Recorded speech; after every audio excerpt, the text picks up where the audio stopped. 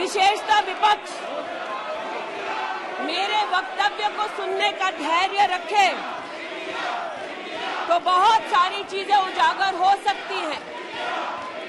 You are not India, for India is not corrupt. India believes in merit and not dynasty, and today of all the days people like you need to remember what was told to the British: quit India, corruption quit India, dynasty quit India, merit now finds place in India. अध्यक्ष महोदय, सबसे पहले आपकी पीठ पर, आपके आसन पर जिस प्रकार का आक्रामक बर्ताव आज देखा गया, उसका मैं खंडन करती हूं। पहली बार राष्ट्र के इतिहास में भारत मां की हत्या की बात की और कांग्रेस पार्टी यहां पर तालियां बजाती रही। जो भारत की हत्या की बात पर कांग्रेस पार्टी ने ताली पीटी आज इस सदन में, इस बात का संकेत पूरे देश को दिया कि मन में गद्दारी किसकी है। मैं आज हिंदुस्तानी होने के नाते कहती हूं, मणिपुर खंडित नहीं है, विभाजित नहीं है, मेरे देश का अंग है। मैं इनसे पूछती हूं, इन्हीं के अलायंस के एक सदस्य बैठे हैं जिन्होंने तमिलनाडु में कहा कि भारत का मतलब मात्र उत्तर भारत।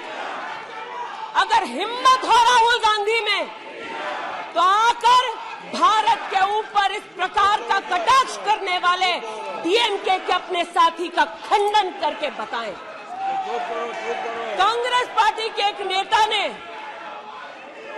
कश्मीर में रेफरेंडम की बात की।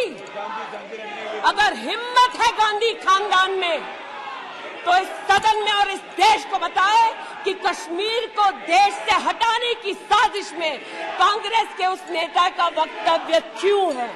You are not India because you define corruption in India. You are not India because you define incompetence. You are not India. एक मिनट, माननीय सदस्य, ये तरीका ठीक नहीं है। सदन में नारेबाजी करना तरीका ठीक नहीं है। प्लीज माननीय सदस्य बैठिए, उनको अपनी बात कहने दीजिए। आपने अपनी बात कही है, यह तरीका ठीक नहीं है। नो गलत तरीका है आपका, नो गलत तरीका है आपका। स्मृति जी, पुनः कहती हूं अध्यक्ष महोदय, शायद अपने ही कोलाहल में सुन न पाए हो। मणिपुर हमारे देश का अभिन्न अंग है, खंडित न था, न है, न कभी होगा। इनके यूपीए के अलायंस के एक नेता ने तमिलनाडु में एक वक्तव्य दिया है। पुनः कहती हूं कि भारत का मतलब मात्र उत्तर भारत। मैं आज गांधी खानदान से, कांग्रेस पार्टी से पूछना चाहती हूं, क्या भारत केवल उत्तर भारत है? अगर दम है तो अपने पार्टनर को मुंह तोड़ जवाब दे, अगर हिंदुस्तान में आस्था रखते हैं।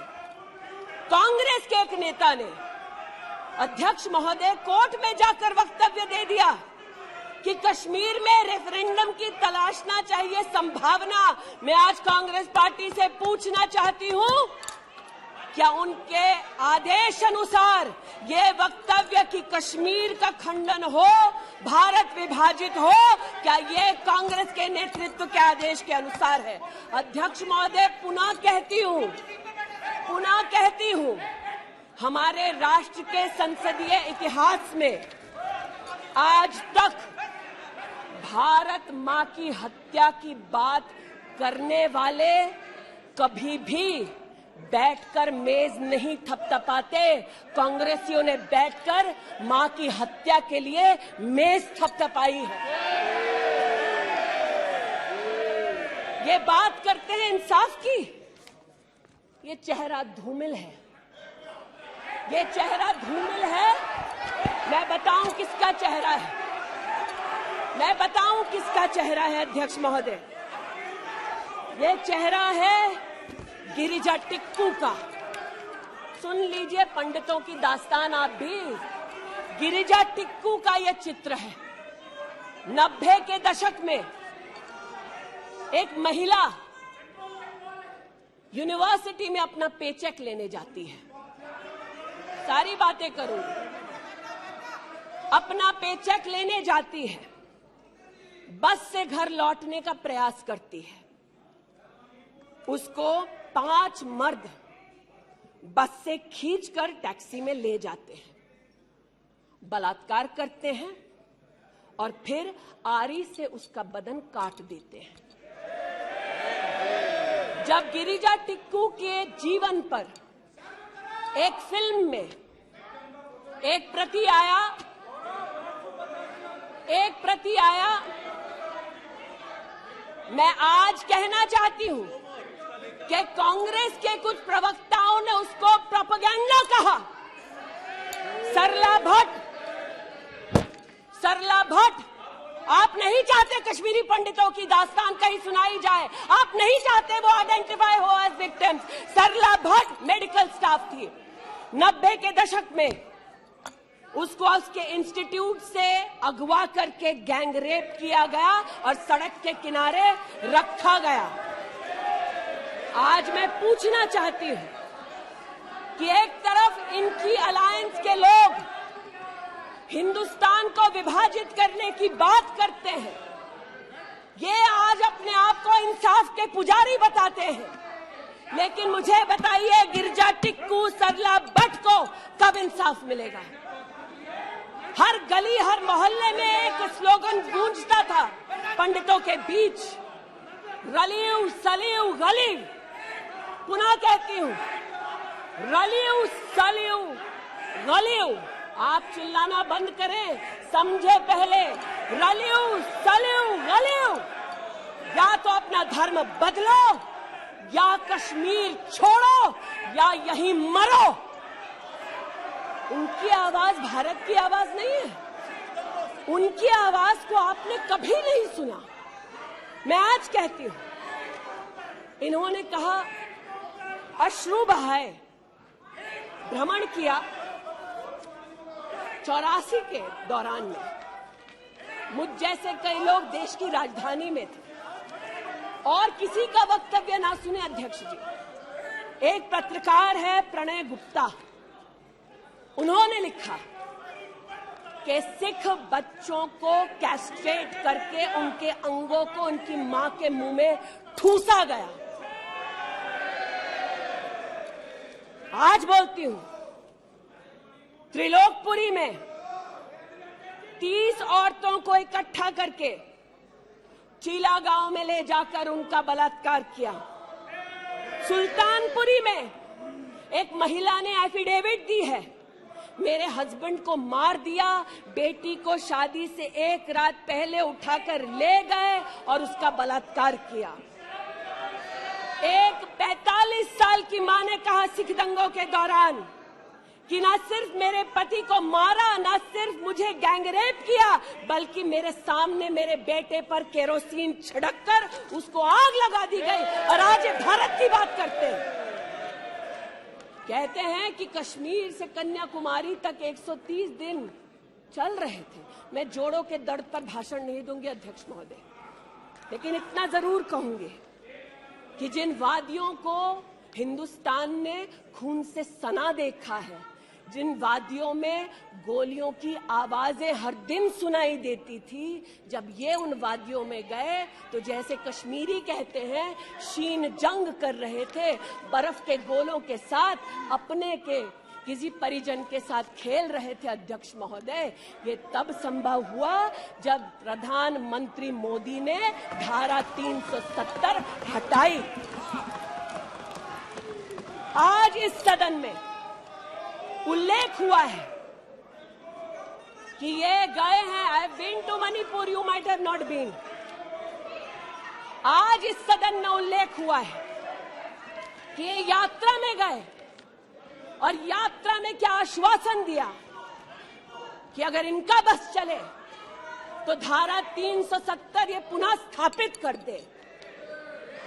धारा 370 की वजह से कश्मीर की बेटियों को दहेज के लिए अगर प्रताड़ित किया जाता था तो वहां की बेटियों के पास कानून का सहारा नहीं था, क्योंकि इन्होंने धारा 370 लगाई। कश्मीर में अगर बेटियां प्रदेश के बाहर ब्याही जाती थी तो उनके पैतृक संपत्ति पर उनका अधिकार समाप्त हो जाता था, क्योंकि इन्होंने धारा 370 लगाई। कश्मीर में अगर 14 साल से कम उम्र की बच्ची का 18 साल से कम उम्र की बच्ची का ब्याह रचा दिया जाता था तो उसे कानून का संरक्षण नहीं मिलता था, क्योंकि इन्होंने धारा 370 लगाई। आज जो भग गए हैं सदन से उनसे कहना चाहती हूं कि इस देश में न धारा 370 लौटेगी। इस देश में कभी भी पंडितों को रलिव सलिव गलिव का धमकी कोई देने वाले बचेगा नहीं।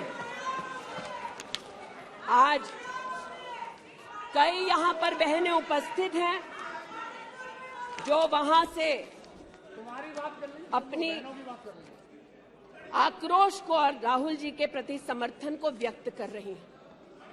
84 के दंगों का विवरण सुनकर, गिरिजा टिक्कू का विवरण सुनकर, और मैंने स्वयं अध्यक्ष जी मणिपुर के मुख्यमंत्री से बात कर त्वरित रूप से वहां पर लोग पकड़े जाएं, न सिर्फ इसका वहां पर निवेदन किया बल्कि वो लोग पकड़े गए। सीबीआई की इंक्वायरी जारी है। लेकिन जो आज यहां बैठे हैं, मैं उनसे पूछना चाहती हूं, जो चले गए, उन्होंने कहा वो राजस्थान गए हैं। और राजस्थान में क्या हुआ महोदय? गिरिजा टिक्कू को तो 90 के दशक में आरी से काट दिया गया था। भीलवाड़ा में 14 साल की लड़की के साथ सामूहिक बलात्कार होता है। इस सदन से 2 महिला एमपीज उस परिवार से मिलती हैं। बच्ची जब जिंदा थी गैंगरेप के बाद महोदय, उसे काटा जाता है, फिर उसे भट्टी में डाल दिया जाता है। ये इन महिला सांसदों का वक्तव्य है कि जिस बच्ची को 14 साल की उम्र में जब जीवित थी गैंगरेप के बाद भीलवाड़ा राजस्थान में काटा गया, जलाने के लिए फेंका गया, उसका मात्र एक हाथ भट्टी के बाहर छूट गया था।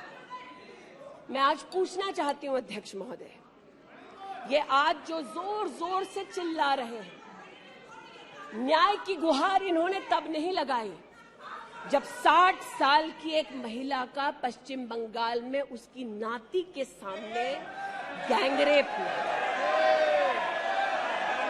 कोर्ट में केस लंबित है।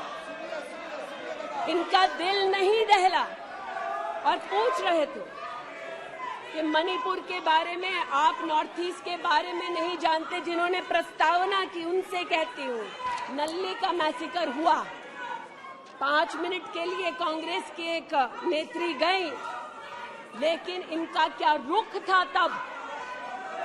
2012 में तरुण गोगोई जी ने स्वयं वक्तव्य दिया है कि दंगे हो रहे हैं, लेकिन कांग्रेस की केंद्र की सरकार ना ट्रूप्स दे रही है, ना इंटेलिजेंस दे रही है। कोकराझार की बात करते हैं कि मेरा वक्तव्य नहीं है, तब के कांग्रेस के मुख्यमंत्री तरुण गोगोई का वक्तव्य है।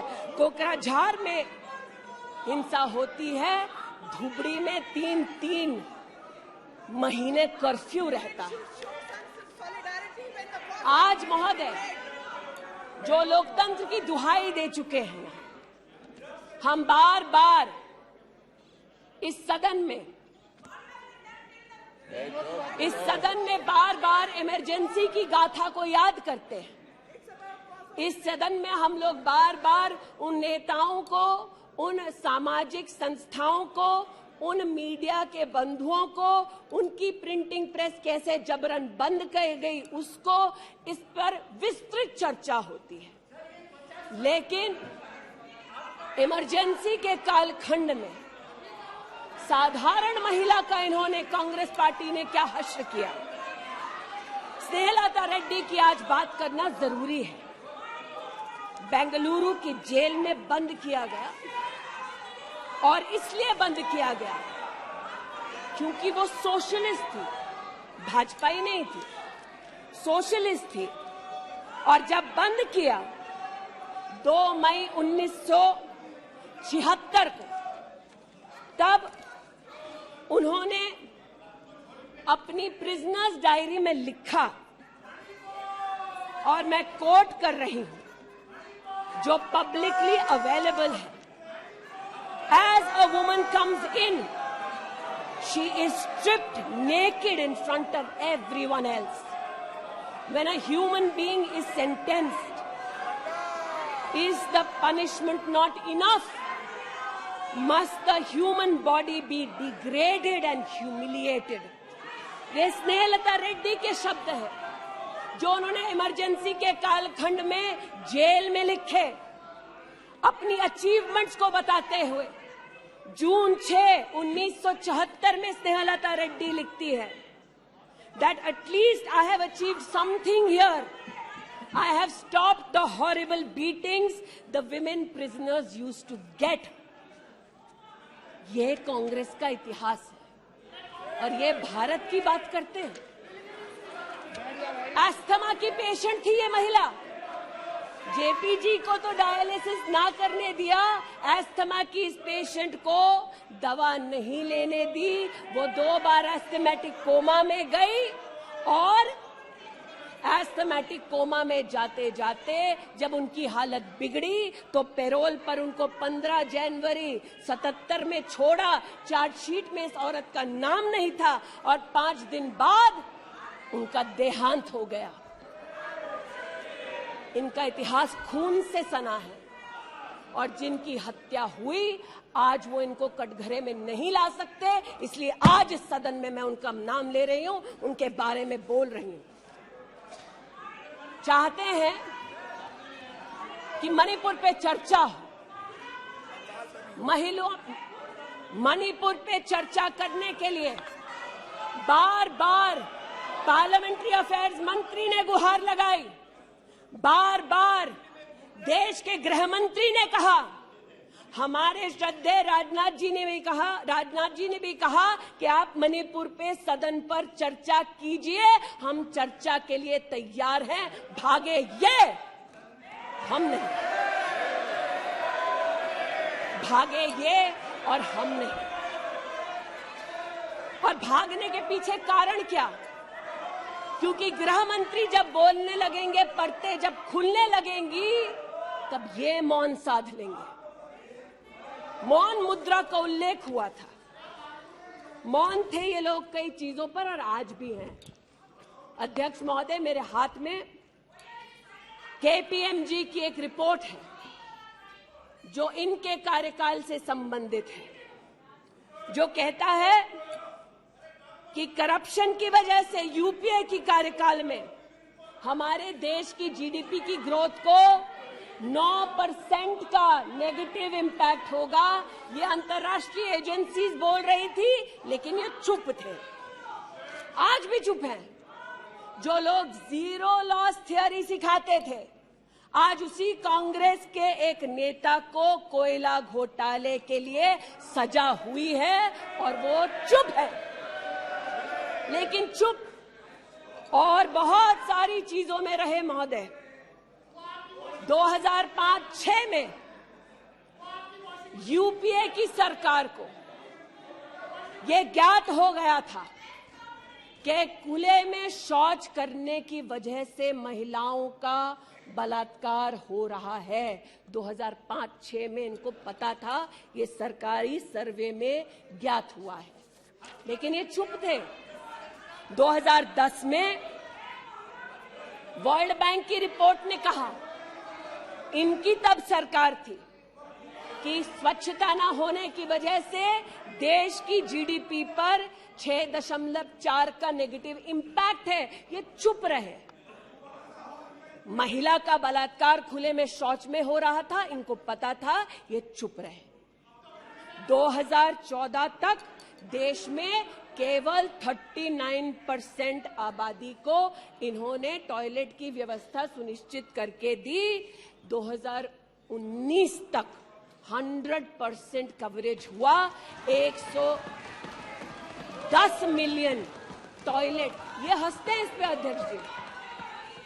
शायद इनको पता नहीं है कि एक महिला के लिए दिन की शुरुआत में शौच के लिए बाहर जाना या सूर्यास्त का इंतजार करना, शौच के लिए बाहर जाना और वहां उसका शारीरिक शोषण होना, बलात्कार होना, ये कितनी बड़ी सामाजिक और क्रिमिनल चुनौती है, इस बात से इनको कोई सरोकार नहीं, इसलिए उपहास का विषय बनाते हैं।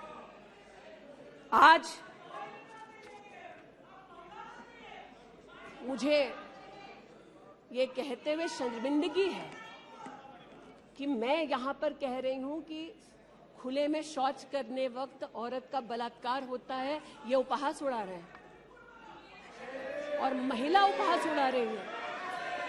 शायद यही लक्षण है कांग्रेस मिथ अलायंस के कि औरत का बलात्कार हो तो ये हंसे, भारत मां की हत्या की बात हो तो ये यहां पर तालियां पीटे, ये कांग्रेस का लक्षण है। इनकी प्रस्तावना के वक्त ये कहा गया कि हम बात करेंगे मात्र एक व्यक्ति से, हम किसी मंत्री से बात नहीं करेंगे, क्योंकि मंत्रियों की कार्यशैली पर इनको चर्चा नहीं करनी। और शायद सच भी है, इनका अपना अनुभव है कि इनके यहां पावर का केंद्र बिंदु एक था। यहां पर फर्क यह है कि हम सब कलेक्टिव रिस्पॉन्सिबिलिटी के भागीदार हैं। इसलिए आज जब गजेंद्र शेखावत जी के मंत्रालय की ओर से टॉयलेट की व्यवस्था होती है तो मैं एक महिला सांसद और नागरिक के नाते इनका भी उतना ही अभिनंदन करती हूं जितना कि प्रधानमंत्री जी का। जल जीवन मिशन महोदय, हमारे देश में जब इनकी सरकार थी तो मात्र 3 करोड़ परिवारों तक नलके से पानी पहुंचता था।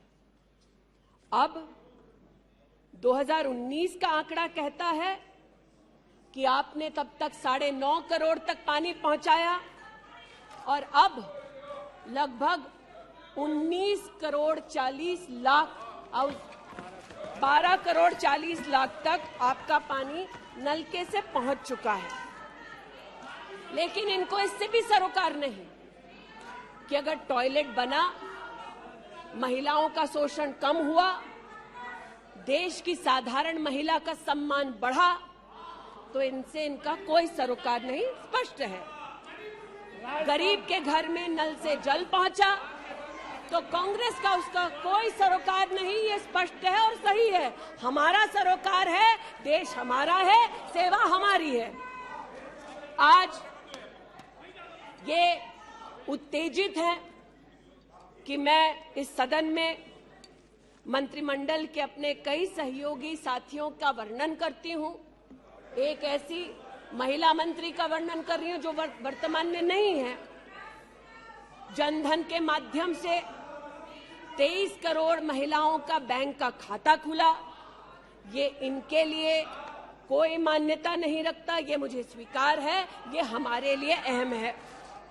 मुद्रा के माध्यम से 40 करोड़ लोगों को जो जीवन में कभी व्यवसाय नहीं कर पाते थे, जिनके पास कांग्रेस की पर्सनल डायलिंग मशीन नहीं थी, उनको मुद्रा का लोन मिला। 27 करोड़ लोन महिलाओं को दिए गए। महिलाओं को अपना व्यवसाय शुरू करने के लिए 23 लाख करोड़ रुपया सैंक्शन किया गया मुद्रा के माध्यम से। इनका उससे कोई सरोकार नहीं। 8 करोड़ नौजवान हमारे राष्ट्र के इतिहास में फर्स्ट टाइम एंटरप्रेन्योर्स बने, इनका उससे कोई सरोकार नहीं। 1,80,000 अकाउंट्स में स्टैंड अप इंडिया का 40,000 करोड़ का पैसा दिया गया। 80% महिलाएं। एक मिनट प्लीज, क्या तरीका है? वह अपनी बात कह रही है, तथ्यों के आधार पर कह रही है। आपको खंडन करना है तो आप बोलना, जब तथ्यों के आधार पर करना गलत बात है। नो गलत। माननीय मंत्री जी,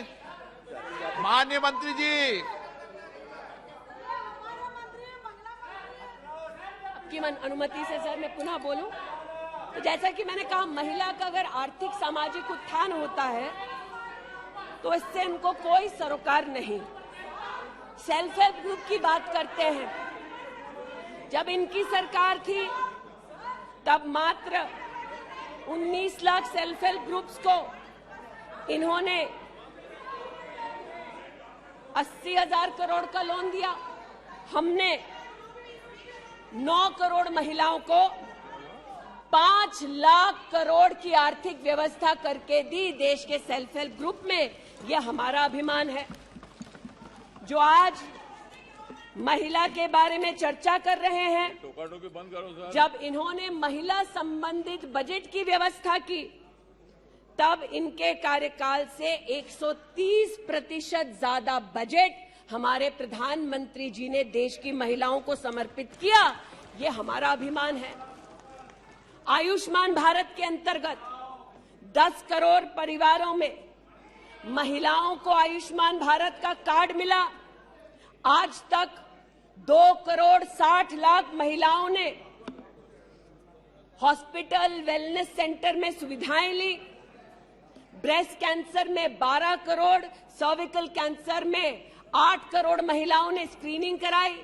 इनका उससे कोई सरोकार नहीं, बल्कि इनका उनसे सरोकार है दिल्ली में, जिन्होंने आयुष्मान भारत योजना दिल्ली में लागू ही नहीं की। इनका उनसे सरोकार है। देश में मोदी सरकार में 3 करोड़ 84 लाख घर बने, जिनमें से 2 करोड़ 86 लाख महिलाओं को मिले। इनका उनसे कोई सरोकार नहीं, क्योंकि गरीब महिला लखपति दीदी बन गई, वो हमारा अभिमान है, इनका नहीं। हमारे देश में 8 करोड़ 50 लाख बेटियों ने समग्र शिक्षा के माध्यम से स्कूल में सेवा ली, मुफ्त टेक्स्ट बुक की सेवा ली। बेटियां का ये उपलब्धि हमारा अभिमान है, इनका नहीं। 5 लाख से ज्यादा बेटियों के लिए स्कूलों में अलग से टॉयलेट की व्यवस्था हुई। ये इनका अभिमान नहीं, हमारा अभिमान है। हमें अपनी बेटियों पे गर्व है। 5 लाख दिव्यांग बेटियों को मंथली स्टाइपेंड मिलता है। ये सेवा हम देश की बेटियों को दे सकते हैं। ये हमारे लिए बहुत बड़ा प्रभु का उपकार है। 1,28,000 बेटियों को मेरिटोरियस स्कॉलरशिप दी जाती है, 12,000 रुपए की हर साल। ये सेवा का मौका परिवारों ने हमको दिया। 2 लाख से ज्यादा बेटियों को सेल्फ डिफेंस की ट्रेनिंग दी जा रही है। आज एलिमेंट्री एजुकेशन में बेटियों की एनरोलमेंट 100% है इस देश में। ये हमारे देश के लिए गौरव की बात है। आज पहली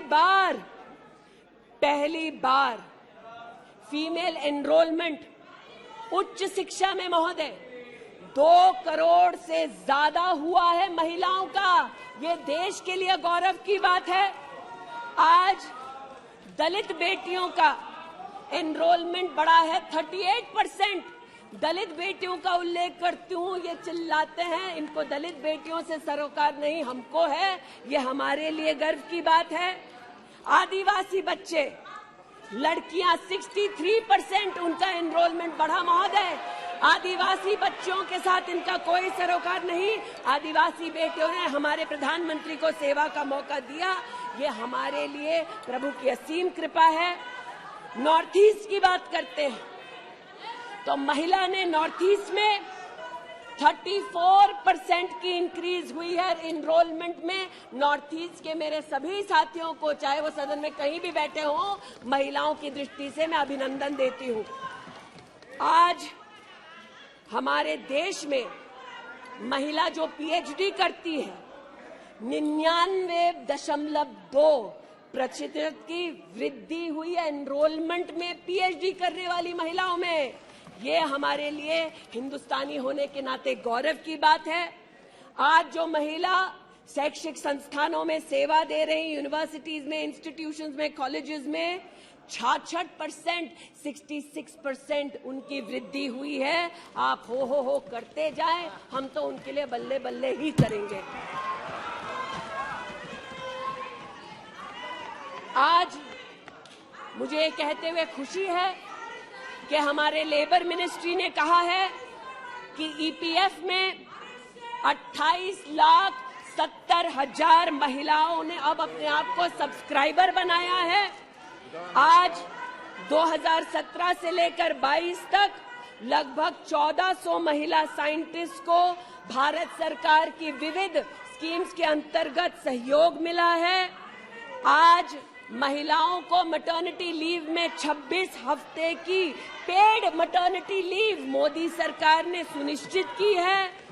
आज महिलाओं ने 3 करोड़ बेटियों ने, महिलाओं ने प्रधानमंत्री मातृ वंदना योजना के अंतर्गत 13,700 करोड़ रुपया अपने बैंक के खाते में पाया है।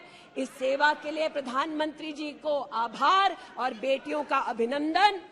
आज हमारे देश की बेटियां सैनिक स्कूल में पढ़ सकती है। इस ऐतिहासिक निर्णय के लिए रक्षा मंत्री जी, प्रधानमंत्री जी को आभार। आज हमारी देश की बेटियां आर्म्ड फोर्सेस में परमानेंट कमीशन पा चुकी हैं। हमारे देश का गौरव बढ़ाने के लिए ऐसी बेटियों का आभार। आज जो महिला और महिला हक के लिए यहां बोल रहे हैं,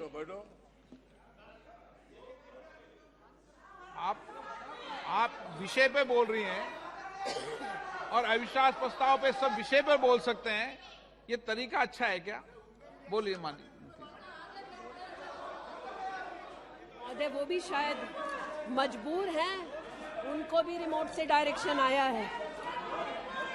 इतना ही कहना चाहती हूं कि आज एक तरफ हमारी बेटियों ने सैनिक स्कूल में, आर्म्ड फोर्सेस में अपने प्रतिभा के आधार पर देश का गौरव बढ़ाया है। दूसरी ओर बिना किसी पुरुष सहयोगी के हिंदुस्तान के इतिहास में पहली बार 4,313 मुस्लिम बहनें अकेली हज के लिए गईं और सुरक्षित हिंदुस्तान लौटी। जो महिला हक की बात करते हैं महोदय, उनसे कहना चाहती हूं, महिला हक को संरक्षित करने के लिए जब हमारी सरकार ट्रिपल तलाक के कलंक को मिटाना चाहती थी, तब महिला के हक में नहीं बल्कि वोट बैंक के लालच में इन्होंने सदन की कार्रवाई को त्याग दिया था। आज जब ये महिला सुरक्षा की बात करते हैं महोदय, तो ये कहना उचित होगा कि एक तरफ निर्भया फंड की रचना की घोषणा करते हैं 13 में, एक काम निर्भया फंड में नहीं करते, लेकिन जो निर्भया के बलात्कारी हैं उनको कांग्रेस नित अलायंस के लोग बलात्कारी के हाथ में 10,000 रुपए और एक सिलाई की मशीन देते हैं।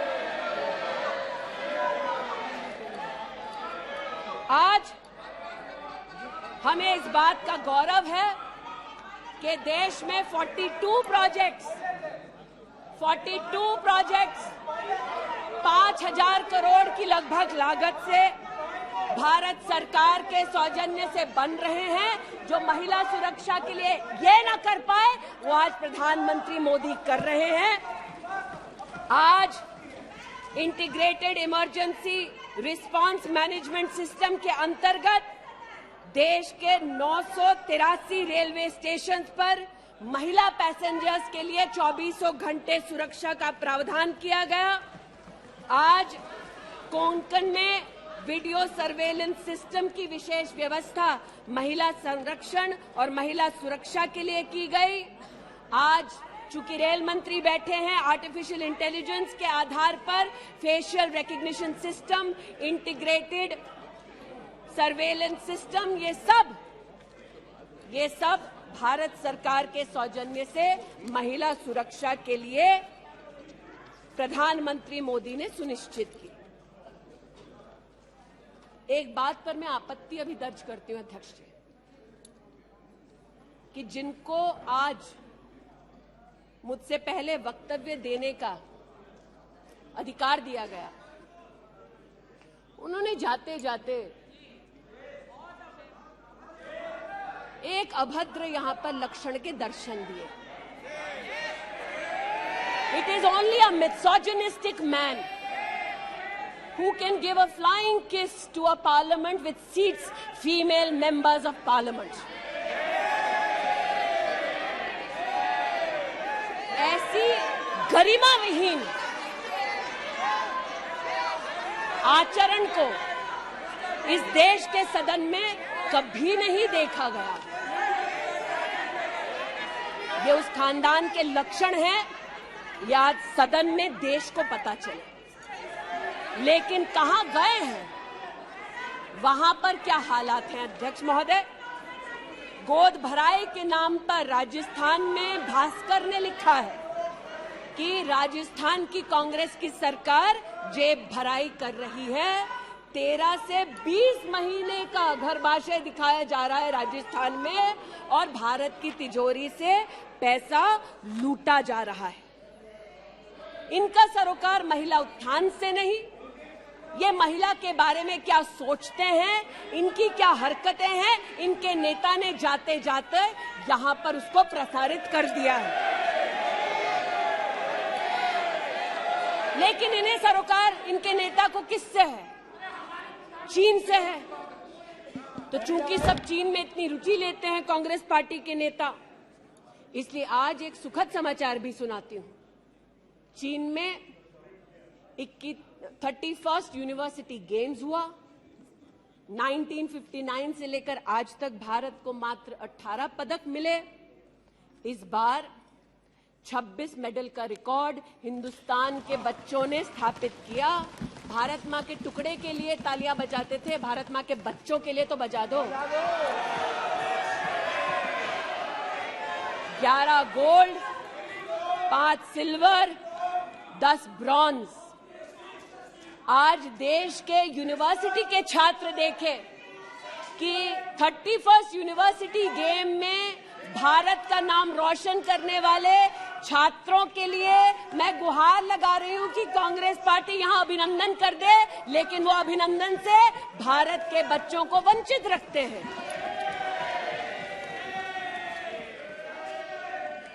बात अभिनंदन की निकली तो एक वो भी थे जिन्होंने आसमान चीरा और दुश्मन को मुंहतोड़ जवाब दिया। आज जो व्यक्ति यहां पर भारत की आवाज का उल्लेख कर रहे थे, उन्होंने भारत की आवाज में आवाज मिलाकर तब नहीं बोला जब आतंकी हमला करते हैं। उन्होंने भारत के आवाज से अपनी आवाज को भिन्न करते हुए इस सदन में भारत के रक्षा बलों से प्रमाण मांगा इस सदन में। लेकिन प्रमाण क्यों मांगा? क्योंकि कुछ लोगों ने कहा होगा। और प्रमाण मांगने का क्या सलीका है, ये मीडिया के मित्रों के माध्यम से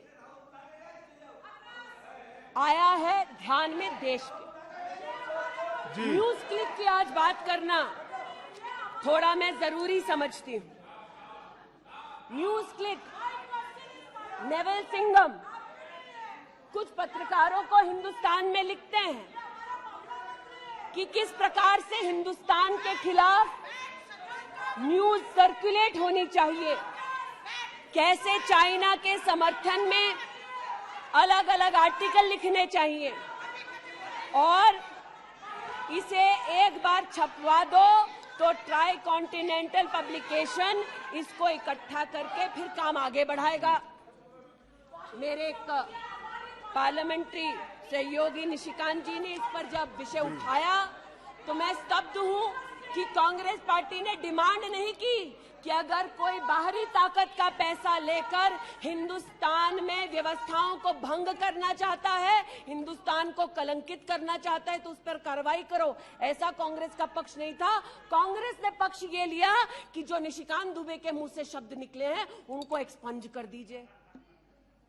लेकिन ये जो ट्राई कॉन्टिनेंटल पब्लिकेशन है महोदय, जिसके बारे में ना आप ईडी को माने, न्यूयॉर्क टाइम्स को माने, वो ट्राई कॉन्टिनेंटल पब्लिकेशन के जो मुख्य रिसर्चर हैं उनके वक्तव्य को कांग्रेस पार्टी अपने ऑफिशियल फेसबुक पर क्यों डालती है, ये मैं पूछना चाहती हूं। जो जानबूझकर भारत के किसानों के हितों के खिलाफ बोलते हैं, उनका वक्तव्य ट्राई कॉन्टिनेंटल पब्लिकेशन वालों का जो सीनियर फेलो या रिसर्चर है उसका वक्तव्य कांग्रेस, नेशनल कांग्रेस के फेसबुक पर 19 अप्रैल 2019 को क्यों पब्लिश होता है, ये थोड़ा बहुत शोध का विषय है, ये थोड़ा बहुत चर्चा का विषय है। आज मैं ये कहना चाहती हूं कि जब प्रस्तावना हुई, मैं तो प्रस्तावना के विरुद्ध खड़ी हूं। मैं नरेंद्र मोदी जी के नेतृत्व पर राष्ट्र के सभी नागरिकों के साथ पुनः विश्वास दर्शाते हुए अपना वक्तव्य देती हूं। लेकिन राहुल जी ने किस पर विश्वास जताया? राहुल जी ने विश्वास जताया मुस्लिम लीग पर। कहा सेक्युलर पार्टी है। शायद राहुल जी ने ना पढ़ा हो कि 80 के दशक में मुरादाबाद में 83 लोगों को मारने वाली मुस्लिम लीग, राहुल जी को बताना पड़ेगा सेक्युलर कैसे हुई। राहुल जी को आज जवाब देना होगा कि वो राष्ट्रभक्ति की बात करते हैं तो क्या जेएनयू में जाकर जब भारत तेरे टुकड़े होंगे का नारा दे रहे थे वो राहुल गांधी की देशभक्ति थी? राहुल गांधी को आज जवाब देना होगा, है तो नहीं। उनको आज जवाब देना होगा। जिस अफजल गुरु ने इस संसद पर हमला किया, उस अफजल गुरु के संरक्षक समर्थक को कांग्रेस पार्टी ने अपने पार्टी का नेता बना दिया, जिसने कहा यह राहुल गांधी की देशभक्ति है। राहुल गांधी की देशभक्ति आज बताती हूं। इन्होंने, घबराइए मत, आप ही के नेता बोलकर गए हैं, घबरा क्यों रहे हैं? बैठिए, आराम से बोल रही हूँ। जरा संक्षेप कीजिए। मैं पुनः बोलना चाहती हूँ अध्यक्ष महोदय, बहुत सारे व्यवधान आए, अब राहुल जी की बात चली है तो कृपया थोड़ी सी कर दीजिए।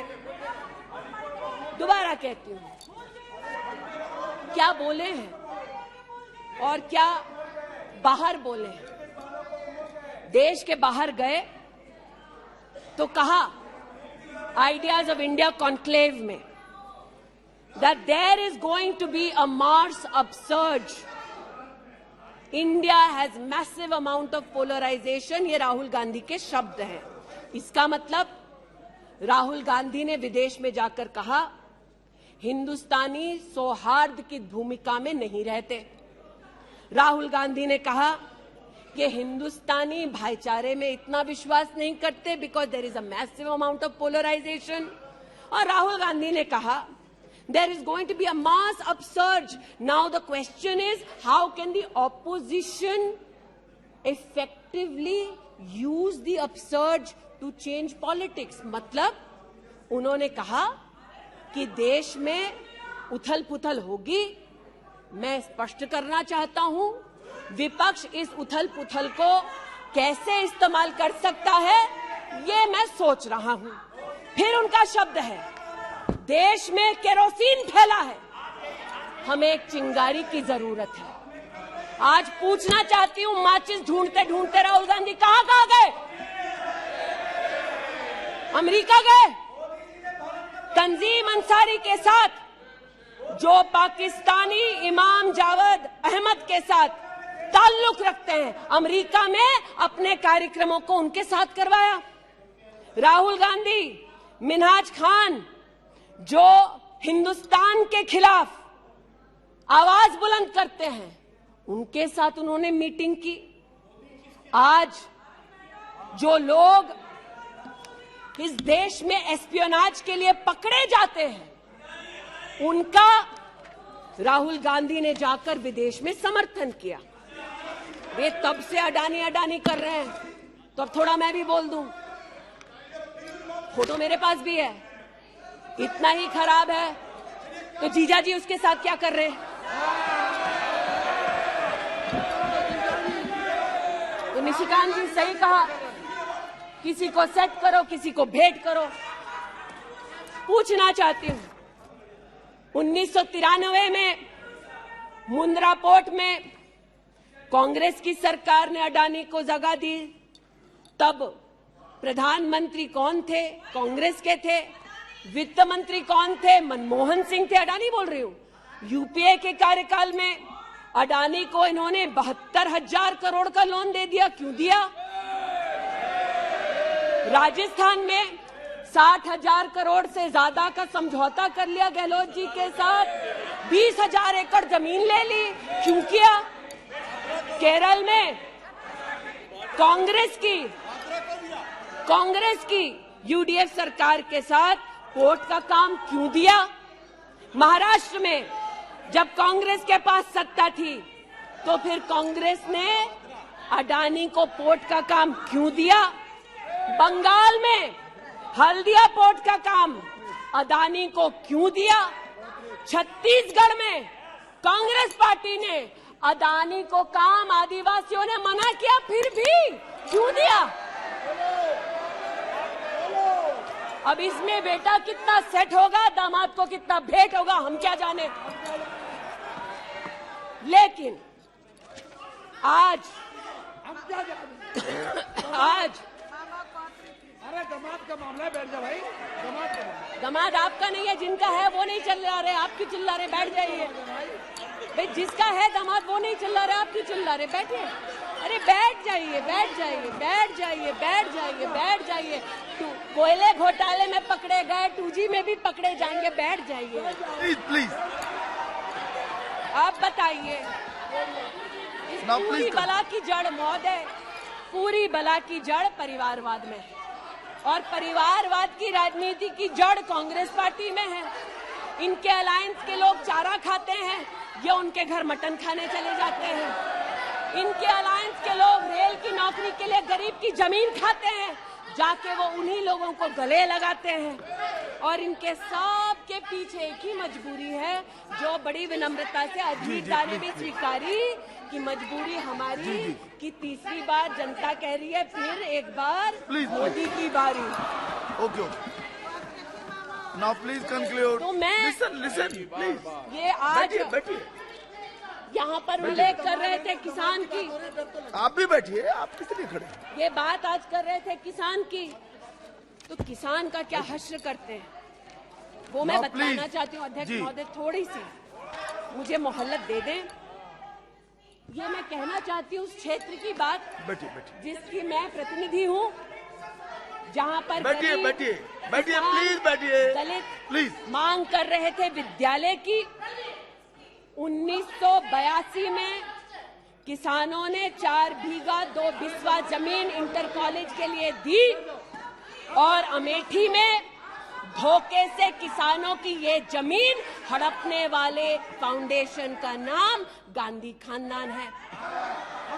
2016 में राहुल जी दौरे में गए तिलोई, वहाँ पर लोगों ने कहा 200 छात्रों ने सुनिए कि जमीन वापस दे दो, हमारे लिए कॉलेज की व्यवस्था करो। इन्होंने अपने अलायंस पार्टनर के साथ उन छात्रों को जेल भगा दिया। 17 में जेल भगाया। सेठा गौरीगंज में प्रमाण है, आ जाओ गौरीगंज, दूध का दूध पानी का पानी यही कर दूंगी। गौरीगंज सेठा रोड पर जमीन हब्जाली, भूसियावा मार्ग पर नरसिंह भानपुर पर मुंशीगंज में जमीन हथियाली, ये उनका संस्कार है। जमीन कौन कौन हड़पता है, ये कांग्रेस की गाथा स्पष्ट है। जहां ये हैं वहां पर आज मैं अभिनंदन देती हूं रेल मंत्री का कि रेल कोच फैक्ट्री रायबरेली में भी 10,000 कोचेस तब बनी जब नरेंद्र मोदी देश के प्रधानमंत्री बने। पीड़ा हो रही है जी। मैं बस इतना बताना चाहती हूँ कि आज जो किसानों का दम भरते हैं, बालियान साहब शायद यहाँ नहीं है, मैं अमेठी के किसानों की ओर से विशेष बालियान साहब आपको नतमस्तक होकर आभार व्यक्त करती हूँ। राष्ट्र के इतिहास में पहली बार अमेठी में खाद की रैक उतरी जब मोदी आए।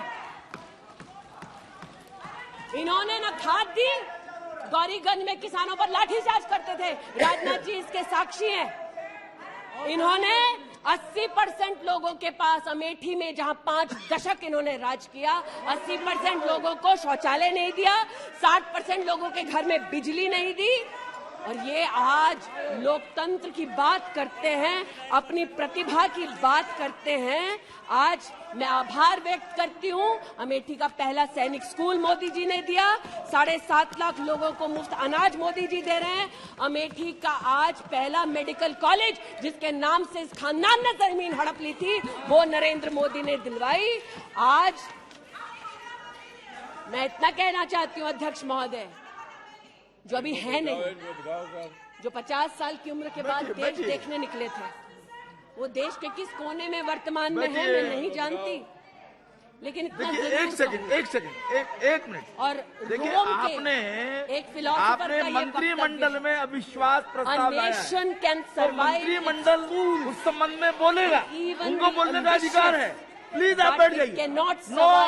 मणिपुर पर चर्चा आपने नहीं मांगी है, वो एक विषय है, उस पर चर्चा हो रही है, उसका उत्तर भी आएगा, परंतु no please sit down, please sit down. But what sir of the enemy who speaks slyly, what of that enemy?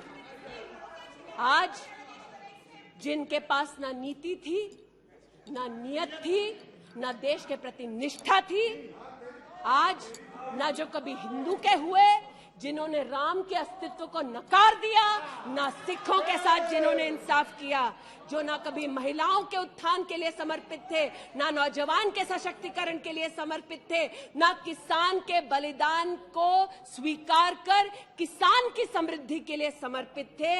आज उनसे कहना चाहती हूं कि जो समर्पित है, जो सबके विश्वास के साथ सबका विकास कर रहा है, उस पर देश को पुनः विश्वास दिखाएंगे। 24 में पुनः मोदी सरकार बनाएंगे। इस अविश्वास प्रस्ताव का मैं निषेध करती हूं और भारत मां का जयकारा लगाते हुए जो भारत मां की हत्या की बात कर रहे थे महोदय, उनसे कहना चाहती हूं, अंग्रेज आए चले गए, मुगलिया सल्तनत आई खत्म हो गई, हिंदुस्तान आज भी है और आगे भी रहेगा। और हिंदुस्तान इस देश की तिजोरी की चाबी वापस उनकी माताजी के हाथ में नहीं देगा।